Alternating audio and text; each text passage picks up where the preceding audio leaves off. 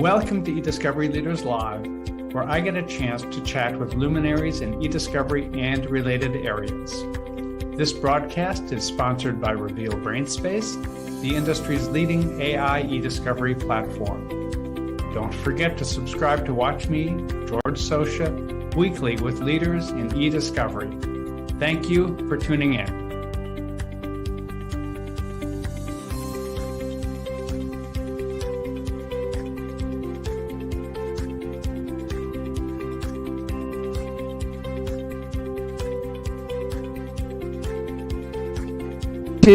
Welcome to eDiscovery Leaders Live, hosted by ACEDS and sponsored by Reveal. I am George Socha. I head up brand awareness at Reveal. This week, we are broadcasting live from Legalweek 2024 in New York City. On each episode of eDiscovery Leaders Live, I get the chance to chat with luminaries in eDiscovery and related areas. Each episode then becomes available on the Reveal website. Go to revealdata.com, select resources, then select eDiscovery Leaders Live. Our guest for this episode is Alex Jacobs. Alex is a director at BRG. Alex, welcome. Hi, George. How are you? Great. And you? Good. How's the conference going so far? Busy. As it should be. Nothing is starting on time. So we started on time. We did start on time. Yeah. Yes. I mean, we started 5 minutes late on time. Yeah. But we started 5 minutes late on time. It's a long story. I'd like to start with you sharing with the audience a little bit about who and what BRG is. Sure. So BRG is Berkeley Research Group. We go by BRG now, but Berkeley Research Group is an expert services firm founded in 2010. Headed out of Berkeley, surprise, surprise. We're a global firm with, I think now we're up to 42 offices worldwide, about 1,800 employees. eDiscovery is a relatively small part of what the firm does, but by and large, the practice group that we sit in at the firm are testifying experts. So the firm is known for kind of domain expertise in various areas, and those folks will testify on anything from construction practices to forensic accounting matters to antitrust issues, you name it. Obviously people say if you're the smartest person in the room, you're in the wrong room. Never the smartest person in the room, not even close. So I'm obviously at the right place. There you go. So it's good. But our eDiscovery practice group and computer forensics practice group worldwide. So we have people in every time zone just about. Computer forensics is where the firm kind of started with our practice group many years ago, and have some great colleagues that do some great work and that trade secrets matters and those types of issues. But like most of us here at the conference, the work runs the gamut. Right? So we're not really a niche provider. We are hired, like most of us, to work on more complex matters as a consulting firm. And larger matters with our corporate clients bring us in. And why we're here today and this week is to look at all the technology and talk to everybody about how we can do our job better, more efficient. When it comes to eDiscovery in particular, is your role limited to testifying engagements, or is it broader than that? It's broader than that. So our testifying experts will testify. Most of the testimony is computer forensic. I mean, I think that's always been the case in the eDiscovery. It has, yeah. Vast majority. Although, as I'm sure you have probably done in your career at some point, you've probably had to sign declarations or affidavits. 20 years of it, yes. Yes, so we do plenty of that too, right? And there are those engagements where that's needed, but it's not as frequent as the computer forensics team, who are in deposition or trial testimony probably 2 times a month. So it's a busy business, yeah, for sure. What you do goes beyond that. So what do you offer that's beyond the testimony part of things? So one of the nice things about being at BRG is that our practice groups are very kind of cohesive and work together across practices. So part of our advisory services will be things like different types of audits, whether it's a CFIUS audit, right? Or other types of compliance audits. And those compliance audits will oftentimes have a need for either e-discovery or e-discovery adjacent services. So as I'm sure is the topic of conversation today, the skill set that we have in the e-discovery space is transferable in so many different areas, right? It's not just how do I get data from A to B, how do I find what's in the data, how do I manipulate the data, and that has a pretty broad application. So we're working hand in glove with other practice groups, but it pretty much runs the gamut of all the types of projects that you can see. All of which means you must be constantly looking at the new technologies that are hitting the market. We are, as a consulting firm with a wide array of projects, and kind of the moniker that we have to kind of live up to in the firm of being experts, we're always looking for cost-efficient ways to help clients, and we're always looking at new technology and different ways of approaching problems. Some problems that we all face are, things that we'll deal with on a regular basis, but as we all know from working in the industry, there are going to be unique and novel issues in almost half the cases you work on. We're not driving a bus. It's not the same thing every day. Right. So, yeah, we're always the firm is a very entrepreneurial firm. It's not the kind of place where we have a Bible standard operating procedure that has to be followed to the letter. Obviously, we want to do things in a defensible manner and keep things consistent. But if there is a solution that is a better solution and it makes sense economically for the firm and for the client, then by all means, we need to research it and look into using it. So the only challenge with that and the downside is that we learn and can use so many different products. There are so many products on the marketplace today for so many different things. Right. The brain is full.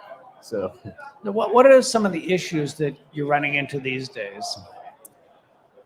Yeah, so like most people, it's going to be the things that we all have been talking about for the last couple of years. And recent memory from my own experience is short message has its own challenges. Modern attachments have their own challenges. By the way, on that point, we were at a meeting yesterday where we were roundly chastised for using the name modern attachments. They said no. So if it's Call not them modern attachments, what are they called? Hyperlinks. They're called Now, hyperlinks. Hyperlinks also doesn't fully describe what we're dealing with. Hyperlinks doesn't delineate between whether or not it links to a file or if it links to a website. Well, I know. And modern attachments aren't necessarily modern either. Touche. Think yes, about. They're not modern. We talk about modern attachments, but think back to Lotus Notes. Well, definitions and names kind of set aside. Yeah. They are problematic, right? Right. They're definitely problematic. How do they? And as we discussed, we could argue about modern. We could probably maybe not argue is the right word. No. We could discuss yes modern attachments and what they are. What we should call them. At the end of the day, I don't have a dog in that race anyway. I don't either, other than I look at it, and I think most of us do too. I look at it from the user perspective. Yep. Obviously, each case is different. If you're in an internal investigation, some of the arguments that you might make about, well, these are not attached to the email, so they're not in scope unless that's an argument you can make. But in an internal investigation, the user doesn't care if they don't know where the file is that's referenced in the email. So tactically, I think it presents a lot of different challenges for us, and that's where novel solutions have to be built, but are not always elegant, right? Are you seeing any novel solutions for this particular set of problems?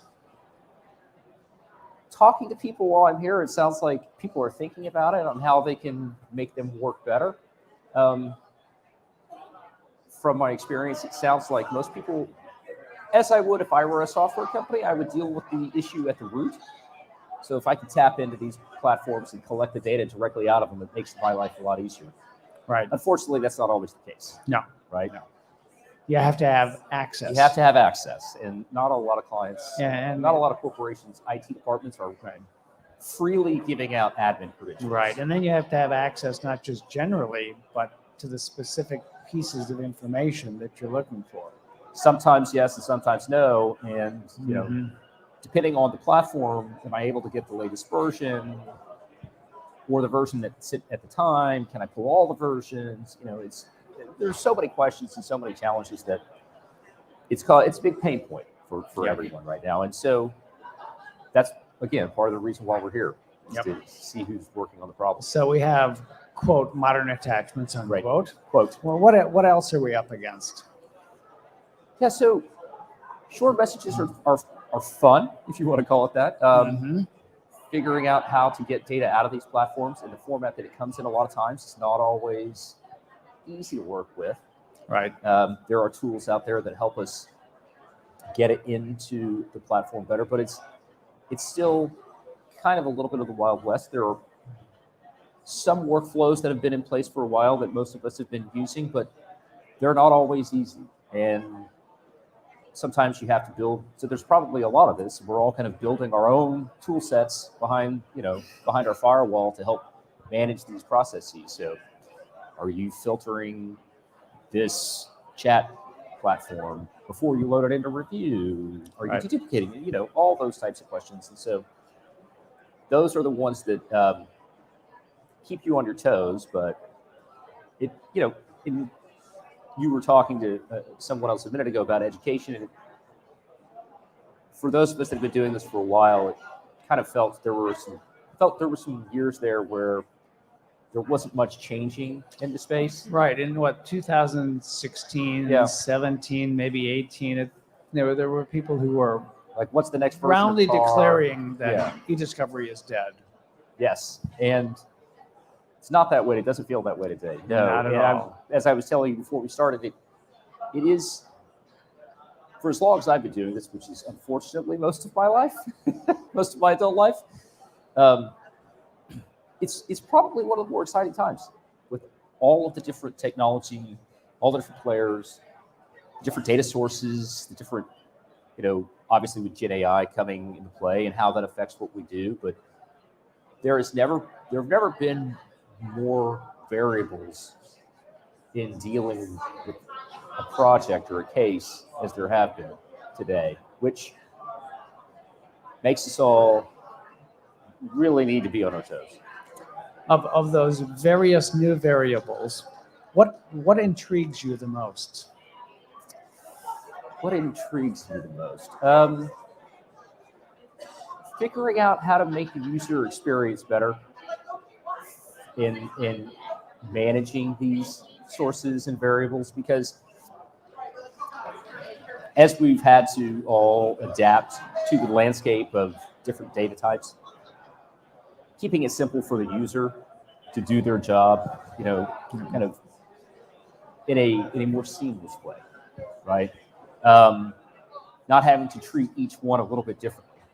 Yeah. Well, these are short messages. Well, this is email. This is not. Right. And really, what you want to be able to do, I assume, is follow the threads of a communication, not narrowly defined as email threading, but right.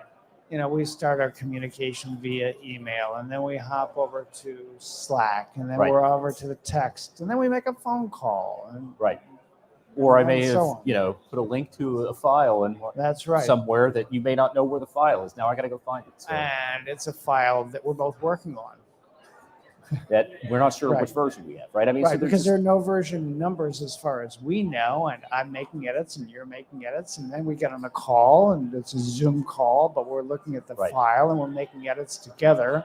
And so, to me, that's I think the most exciting thing is how can we take all of those different components and distill them in a way and make the review process for the user easier, right? Because at the end of the day, if their job is easier with the data, the job that they're really there to do is a lot easier. Right. Which reflects well on all of us. Well, what a lofty aspiration to end on here. Right. Time just right. So thanks, Alex. Yep. Again, Alex Jacobs is a director at BRG. I am George Socha. This has been eDiscovery Leaders Live, hosted by ACEDS and sponsored by Reveal. Thanks, George. Alex, thank you.